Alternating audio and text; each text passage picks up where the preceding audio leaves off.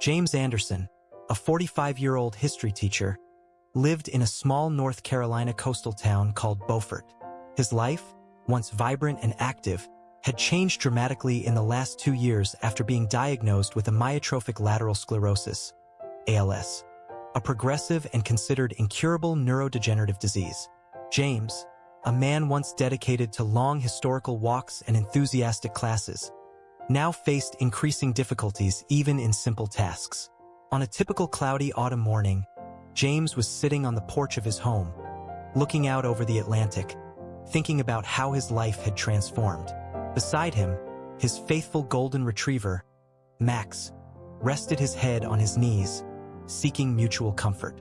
"You know, Max," James muttered, gently stroking the dog's fur, "I used to think that history was something that happened only in books and old documents, but now it seems that I myself have become part of it, a different kind of story, one that I would rather not be telling." His wife, Maria, a local nurse, appeared at the door with a tray of tea. Maria had Colombian roots, and her warmth and care were evident in every gesture. "Here's something to warm you up," she said, placing the tray next to her and sitting next to her. "How are you feeling today, dear?" James looked at her, forcing a smile. "One day at a time, Mary, but it's hard, knowing that each day can be a little worse than the last." Mary took her hand, squeezed it gently. "I know, my love, but let's keep looking for options. Maybe there's something new we can try." This daily dialogue reflected the constant search for a miracle, something that could reverse the course of his condition. Although James and Maria maintained their routines, the disease cast a long and persistent shadow over their days. One day, during a routine consultation, Dr. Simmons, a respected neurologist at Raleigh General Hospital, mentioned something that rekindled a spark of hope in the couple. "James, there's a new clinical trial being run by the University of North Carolina. They are testing a new treatment that has shown some promise in cases similar to yours," the doctor explained, passing him a leaflet. Reading the booklet together that night in the kitchen, James and Mary pondered the possibilities. "It's a big risk, Mary. We don't know what the side effects could be or even if it would work," James said, frowning as he read the study details. Mary, always the optimist, replied, "But what if this works, James? What if you're one of those miracles we hear about? I think it's worth a try." The following days were full of discussions, research and consultations with experts and family members.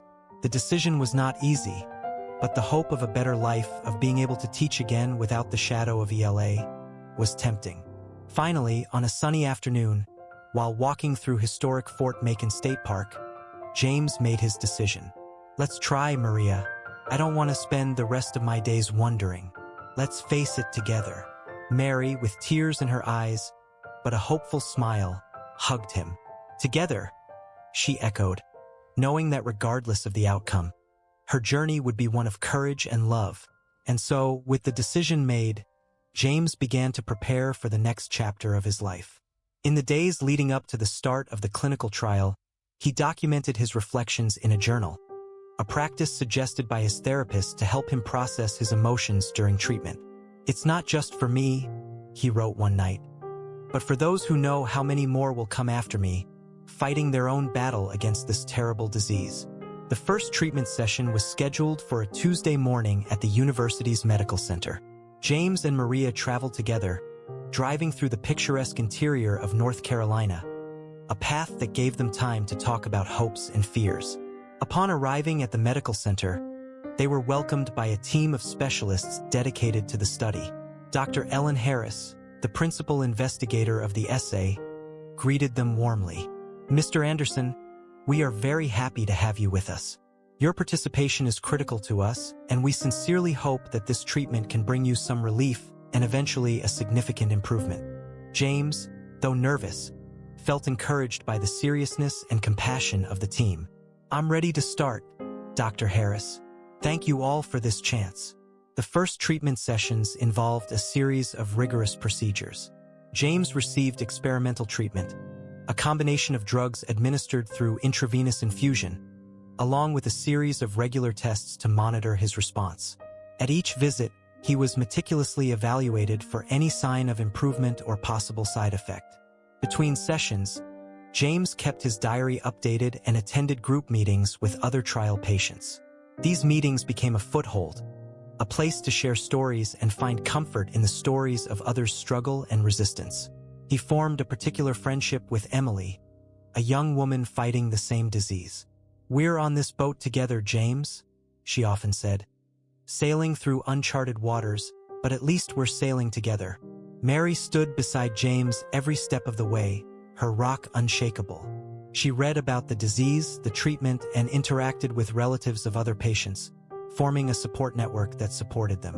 Even with the challenges, the first signs of progress began to appear. After several weeks, James noticed a slight improvement in his ability to move his arms, a progress that, although small, represented a great victory. "It's just a beginning," he wrote in his diary. "But it's a beginning that brings a thread of light to our lives." This first part of the story not only establishes James' emotional and physical journey, but also sheds light on the impact of the disease on his life and the hope brought by the experimental treatment. Closely accompanied by Maria and supported by new friends like Emily, James faces his situation with renewed optimism, ready to face the next challenges that await him. After receiving the news about the clinical trial for the first time, James and Maria spent several nights awake, discussing the possibilities. The comfort of their room in Beaufort contrasted with the storm of emotions they lived. Each conversation was a mixture of hope and fear, intertwined with the pragmatism needed to face such a serious decision. "James, we need to consider every aspect," Mary began in one of these evening gatherings, with medical leaflets and scientific articles spread over the coffee table. "The potential benefits are incredible, but the risks," James interrupted, holding her hand. "I know, love, the risks are scary. But look at me," he said, a gesture that evidenced his growing vulnerability. "Every day that passes, I feel myself slipping a little more. If there's even a small chance of reversing this, shouldn't I try?" Mary sighed, the uncertainty in her eyes as clear as the love she felt for him. "I just don't want to lose you sooner because of a treatment we're not familiar with." To deepen their understanding, they scheduled a series of consultations with experts. Dr. Simmons arranged meetings with other doctors and even previous patients who had participated in similar clinical trials. Each testimony added layers to his decision, painting a picture of both caution and possibilities. At one of these meetings, they met Linda, a woman whose husband had participated in a previous clinical trial for another disease. "I won't lie, it was hard, very hard. But in the end, I think it gave him and us more time, quality time," she shared, her eyes drenched with memories. "Only you can decide, but be prepared for all results." Inspired by these stories, James and Maria visited the University of North Carolina Research Center, where the essay would be conducted. There, they were received by Dr. Harris, who guided them through the modern laboratories and treatment rooms equipped with the latest medical technology. "We understand that entering a clinical trial is a significant and often daunting decision. Our team is here to support every patient, not only physically but also emotionally," Dr. Harris explained as they walked through the quiet corridors of the center. "Every step you take helps us learn more, get closer to a cure." Returning home, the sky displayed a sunset of vibrant tones, a reminder of the beauty and transience of life. James and Maria stopped by the roadside to watch. "Looks like a sign, doesn't it?" James muttered, watching the colors blend on the horizon. "Maybe it's time to fight with all our might." That night, at home, after putting Max to sleep, they finalized their decision. Sitting on the back deck, under a starry sky, James took Mary's hand. "Steady. Let's do this. For all the colors of the sunset I still want to see with you." Mary, with tears in her eyes, nodded. "Let's do this. I'll be with you every step, every infusion, every exam. No matter what happens, we'll be together." With the decision made, preparations began. James underwent a battery of pre-treatment tests. Blood tests, neurological assessments, and meetings with the SA psychology team became part of her routine, while the community of Beaufort, knowing the journey James would face, rallied in support. Friends, Coworkers and even strangers sent messages of encouragement, prepared meals, and offered help in every way possible. The small coastal town became a large circle of support, reflecting the resilience and compassion James had always taught in his history classes. As the date of the beginning of treatment approached, Mary organized a small meeting at home with close friends and family. It was a night of gratitude and hope. James, though visibly weaker, remained the host who always went out, sharing stories and listening carefully to each other's words of support. "I want everyone to know," James said, standing up with effort, supported by Mary, "that every gesture of support from you has given me strength. Tomorrow we begin a new phase, and no matter what happens, I carry a little of each of you with me." The next day, at daybreak, Mary and James drove to the research center. The path was familiar, but each curve brought a mixture of anxiety and hope. Upon arrival, they were warmly welcomed by the medical staff, who waited for them with a reassuring smile. Treatment began with the administration of the first dose of the experimental drug. James, wearing a light blue gown hospital and lying in an adjustable hospital bed, looked at Maria, holding her hand firmly. "Together," he whispered, as the infusion began, drop by drop, to bring new hope. Dr. Harris was there, overseeing every step. "Let's monitor every reaction closely, James. Any discomfort, you warn us immediately," she instructed, adjusting the monitors that were gently beeping at the bottom. The hours passed slowly on the first day of treatment. Mary, sitting next to James, read excerpts from his favorite book, while he occasionally closed his eyes, absorbing her words and presence. The nursing staff came and went, checking vital signs and offering words of encouragement. At the end of the day, there were no immediate adverse effects, and James was able to return home with Mary.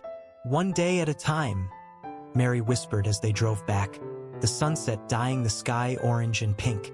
This first session was just the beginning of a series of treatments that James would face in the following weeks. Each visit to the research center was a step towards the unknown, hoping to find not only a cure for itself, but also contribute to the medical advancement that could one day save many other lives. As the weeks turned into months, experimental treatment at the University of North Carolina Medical Center became an integral part of James's life. The pace of treatment was rigorous, with weekly visits to the center to receive infusions and a series of tests to monitor their response to the drug. James, always accompanied by Maria, faced each session with a mixture of determination and anxiety. He knew that each infusion could be a step toward recovery, but he also carried the weight of the unknown, often questioning whether the progress he felt was real or just a fleeting glimpse of hope. Sometimes it's like being on a boat in the middle of a storm, not knowing if the next day will bring calm or even bigger waves. James confided to Maria during one of his many evening conversations. "But having you here with me makes all the difference. Even on the darkest nights, you are my light." Mary, whose strength never wavered, held her hand firmly, always offering words of encouragement. "We are in this together, James. No matter what happens, every little progress is a victory. Let's celebrate every moment of hope, every day of struggle." The treatment sessions were long and often exhausting. After each infusion, James felt a mixture of fatigue and nausea, side effects that the medical staff closely monitored. On particularly difficult days, he wondered if the effort was worth it, if the moments of improvement justified the discomfort and pain. However, it was during one of these sessions that James met other clinical trial participants, each with their own history of struggle and resistance. Among them was Emily, the young woman who had already formed a special friendship with James in the first weeks of treatment.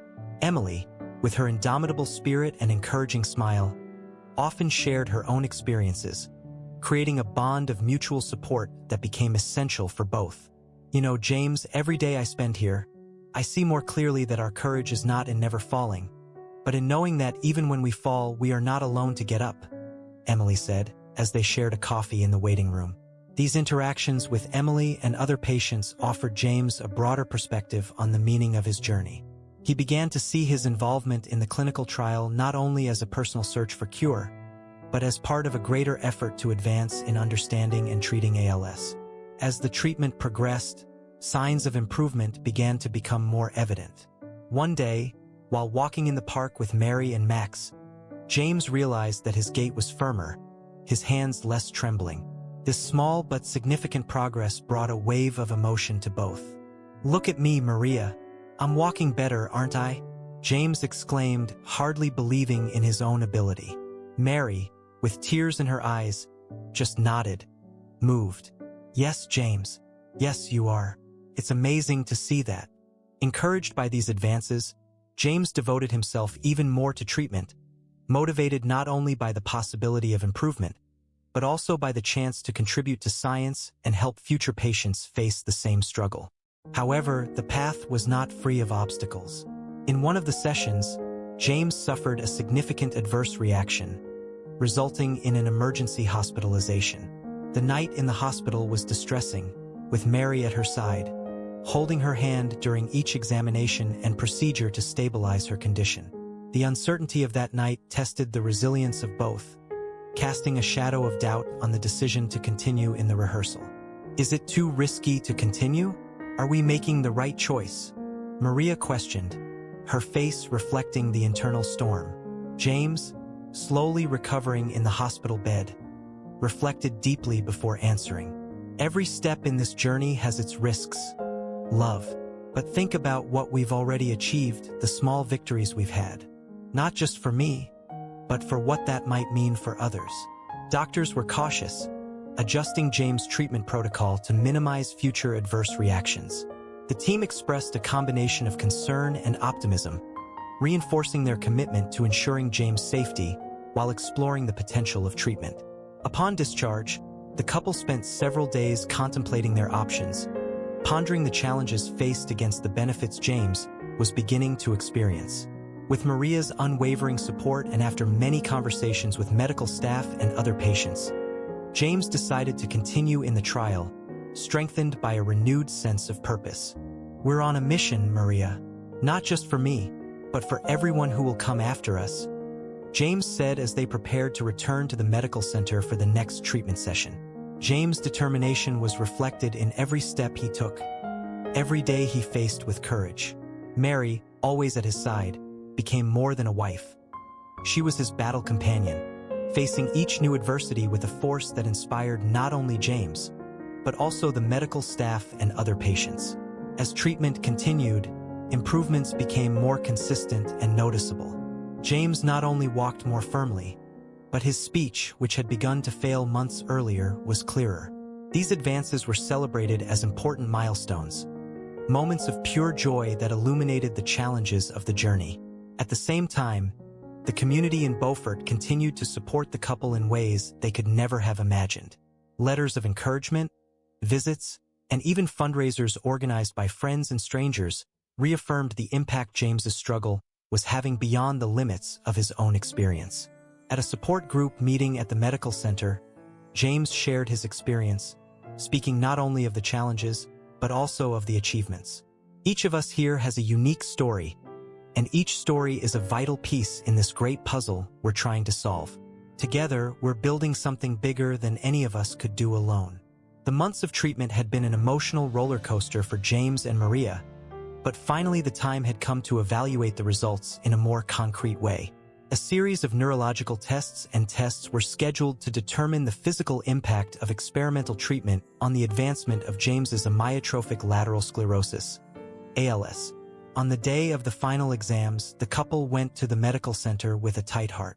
Mary's hands trembled slightly as she held the wheel, and James, noticing her anxiety, placed his hand over hers in a gesture of silent comfort. "No matter what happens today, Maria, we have won many battles to get here. I feel grateful for every day we win together," James said, trying to offer some comfort. Mary nodded, finding strength in James' words. "Yes, together. Always together, no matter what these tests show." At the clinic, they were warmly welcomed by the medical team, who had followed every step of their journey.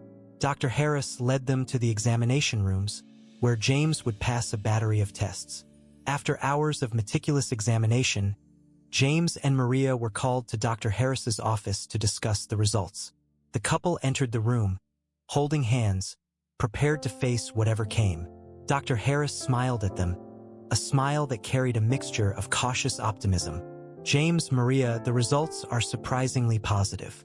The treatment not only stabilized the progression of ALS in his case, James, but we also observed significant improvements in various neurological markers. It's a remarkable advance, considering the aggressive nature of the disease. Tears of relief and joy ran down James and Mary's face. They hugged each other tight, too emotional to speak. The hope they had dared to cherish in their quieter hearts had come to fruition.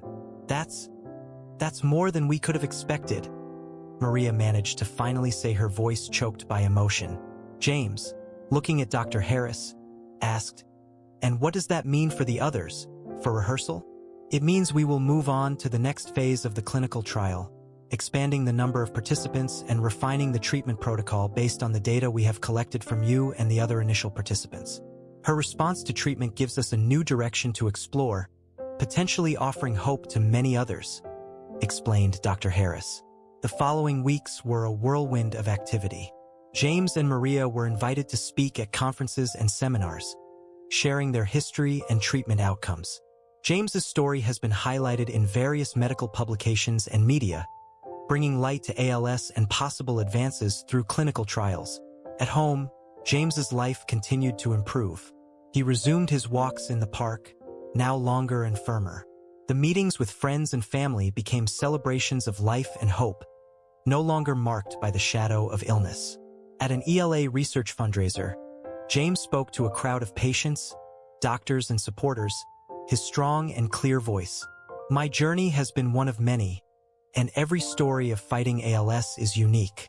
But together, we are opening new paths, bringing light to those who are in the shadows of uncertainty and fear."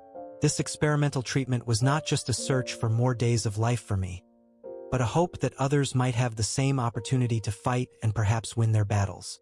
The excitement in the room was palpable, with many participants sharing tears of hope and smiles of gratitude. James' story was not just a testimony of survival, but a beacon of possibility. As research progressed, James's life gained new contours of normality and celebration. He and Mary enjoyed every moment, every sunset, every shared laugh. They knew that James' journey with ALS had changed, not only by stabilizing the disease, but by the new perspective they both took on life and love. On the one-year anniversary from the beginning of the treatment, they organized a small party in the garden of their house, overlooking the ocean. Friends, family, and medical staff members gathered to celebrate not only James's health, but also the progress of science and the community spirit that had sustained them. "They say it takes a village to raise a child," James said, toasting with his guests. "But it also takes a village to face a disease like ALS. Each of you is part of this village. Together, we build more than a support. We build a family." The repercussions of James' treatment and clinical trial results continued to spread. Universities, research institutes, and health organizations began to look at clinical trials as a model of how medical research could advance ethically and effectively, focusing on the patient and the community. Even with success, James remained humble, always reminding others of the importance of maintaining hope and the need to continue research.